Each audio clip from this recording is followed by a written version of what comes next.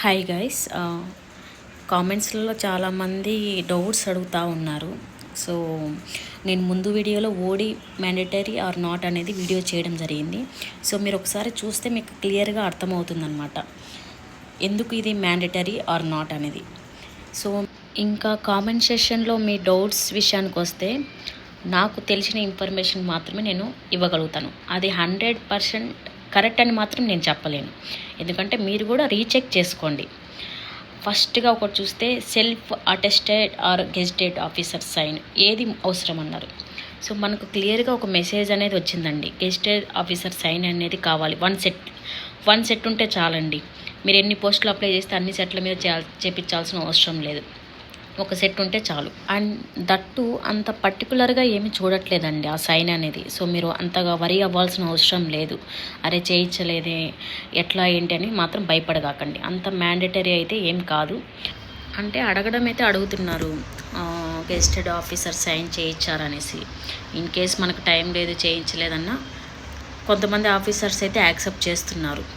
So అది sign గురించి. ఇంకోటి వచ్చేసి క్యాస్ట్ సర్టిఫికేట్ ఓల్డ్ ఉంది న్యూ కావాలా అని అడుగుతున్నారు.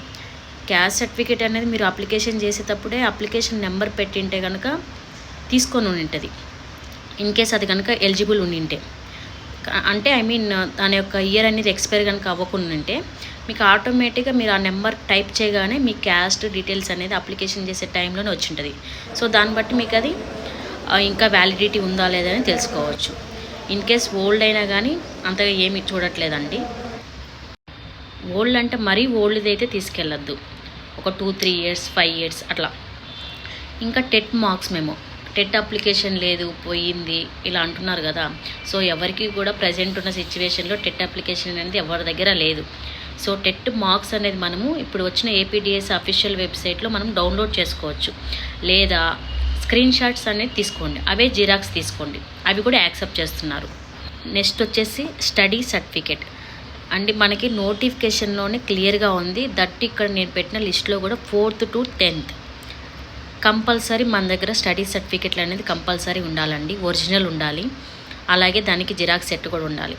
ఎందుకంటే అది కనుక లేదు కనుక మాకు స్కూల్ లేదు ఎత్తేసారు, ఆ స్కూలే లేదు మాది పోయింది అని తీసుకోలేదు అనుకుంటే మనక మీ దగ్గర ఎనీ ప్రూఫ్. కొంతమంది చెప్తున్నారు రెసిడెంట్ సర్టిఫికేట్ ఉన్నా కానీ యాక్సెప్ట్ చేశారు అని. దాని గురించి అయితే నాకు కూడా పర్టికులర్గా క్లియర్గా ఇన్ఫర్మేషన్ అనేది తెలియదు. సో ఇది కూడా ఒకసారి రీచెక్ చేసుకోండి, ఎందుకంటే 4th to 10th అనేది మనకు డిఎస్ఏ కాదు ఏ కాంపిటేటివ్ ఎగ్జామ్స్కి వెరిఫికేషన్ వెళ్ళినా కానీ అది కంపల్సరీ. నెక్స్ట్ వచ్చేసి లామినేషన్ చేయించాము సర్టిఫికెట్లు యాక్సెప్ట్ చేస్తున్నారా లేదా. సర్టిఫికెట్లు అనేది మనము తెలిసి చేసామో తెలియక చేసామో మనకైతే తెలియదు, కానీ అవైతే ఒరిజినల్స్ అనేది లామినేషన్ అనేది చేయించుకున్నా కానీ ఏం కాదు. అది చేయించినా చేయించకపోయినా ఎటువంటి ప్రాబ్లం లేదు. ఎందుకంటే ఇప్పుడు ప్రజెంట్ నేను వచ్చేసి ఆంధ్ర రాయలసీమ కడప డిస్ట్రిక్ట్.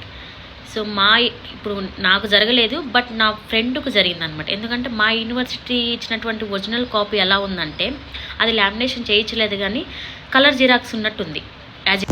అంటే కొన్ని యూనివర్సిటీస్ యొక్క సర్టిఫికేట్స్ అనేవి ఎలా ఉంటాయంటే కొంచెం గట్టిగా బాగా మందంగా ఉంటాయి అన్నమాట. సో ఇది చూడగానే కొంచెం కలర్ జిరాక్స్ లాగా ఉంది కాబట్టి వాళ్ళకి డౌట్ వచ్చింది. సో మా యూనివర్సిటీలో ఇచ్చేది నాది కూడా యోగివేమన్ యూనివర్సిటీ, సో అలాగే ఇస్తారనమాట. సో అదైతే మనము లామినేషన్ చేయించినా చేయించకపోయినా ఎటువంటి ప్రాబ్లం అయితే లేదు. మళ్ళీ ఇంకా వచ్చేసి మీరు ఇంకా సెకండ్ పేజ్ అనేది ఉంటుందా లేదా, ఇది నాకు కూడా క్లియర్గా ఇన్ఫర్మేషన్ అయితే తెలియదండి. బట్ ఏంటంటే ఇన్ కేస్ ఫస్ట్ ఫేజ్లో ఏదైతే పోస్టులు అయినట్టు ఫిల్ అవ్వకుంటే సెకండ్ ఫేజ్ అనేది ఖచ్చితంగా, ఎందుకంటే వెరిఫికేషన్ వచ్చినా కానీ అక్కడ కొంతమంది దగ్గర కొన్ని సర్టిఫికేట్స్ లేవు, ఒరిజినల్స్ లేవు. దట్టు కొంతమంది టెట్ క్వాలిఫై అవ్వలేదు, వితౌట్ టెట్ అని వచ్చిన వాళ్ళు కూడా చాలామంది ఉన్నారు. సో టెట్ అనేది కొన్ని పోస్టులకి కంపల్సరీ, మీరు నోటిఫికేషన్లో కూడా చూసుకోవచ్చు. సో మనము దాని ప్రకారం బేస్ చేసుకుంటే ఏవైనా 1 or 2 లేదా ఎన్ని పోస్టులు ఎన్ని డిస్టిక్లో ఎన్ని పోస్టులు ఖాళీగా అయినా కానీ సెకండ్ పేజ్ అనేది ఖచ్చితంగా ఉండిద్దండి. నాకైతే కామెంట్ సెషన్లో అడిగిన క్వశ్చన్స్ వరకైతే నేను చెప్పగలిగాను.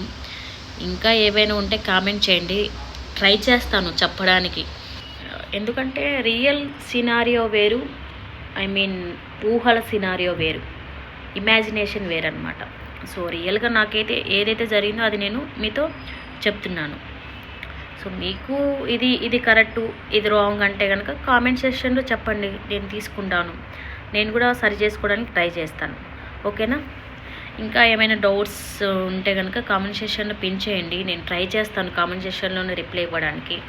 లేదు అంటే ఇలా వీడియో చేస్తాను. ఓకేనా? నాకు యూట్యూబ్ అనేది చాలా కొత్త, మీరు నన్ను తప్పుగా అర్థం చేసుకోవద్దు. ఎడిటింగు ఏంటి ఇలా అప్లోడ్ చేశాడు ఇలా అని అనొద్దు దయచేసి. నేను ట్రై చేస్తాను, పోను ఇంప్రూవ్మెంట్ అనేది వస్తుంది. మీరు మీ సపోర్ట్ అనేది కనుక ఉంటే నేను ట్రై చేస్తాను ఇంప్రూవ్మెంట్ చేసుకోవడానికి. ఓకేనా? Thank you and all the best every one, ఎవరైతే వెయిటింగ్ చేస్తున్నారో వాళ్ళందరికీ కూడా.